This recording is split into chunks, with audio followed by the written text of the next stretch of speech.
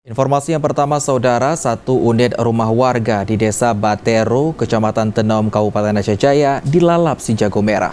Tidak ada korban jiwa dalam musibah ini, namun isi rumah dan barang berharga ludes terbakar.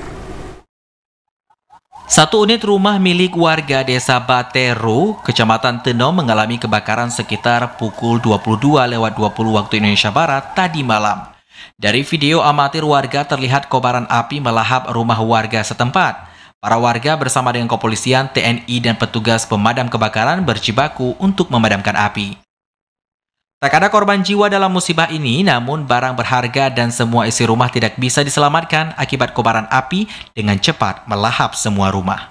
Dari informasi, kebakaran terjadi saat pemilik rumah atas nama Murni sedang beristirahat bersama anaknya di dalam rumah. Dan setelah diketahui api membesar, korban meminta bantuan kepada warga yang ada di sekitar untuk memadamkannya, namun api dengan cepat membesar sehingga membakar seluruh isi rumahnya.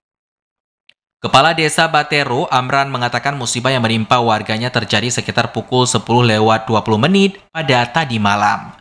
Dijelaskan musibah yang menimpa warga menimbulkan kekecewaan masyarakat dikarenakan mobil pemadam kekurangan air sehingga rumah korban tidak bisa diselamatkan.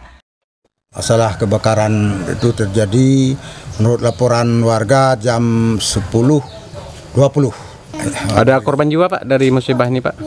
Nggak ada.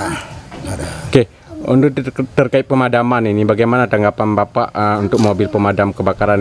Masalah pemadaman ini menurut laporan dari warga, kami juga terlambat datang sedikit karena air kurang di mobil, itulah nggak habis tuh karena api masih menyala begitu. Sementara itu, PS Kanit Identifikasi Satreskrim Polres Aceh Jaya, Andri Susilo, menjelaskan kebakaran yang menimpa warga Desa Batero berasal dari konslet listrik yang ada di dapur hingga menyambar tabung gas yang berisi hingga menyebar ke seluruh rumah.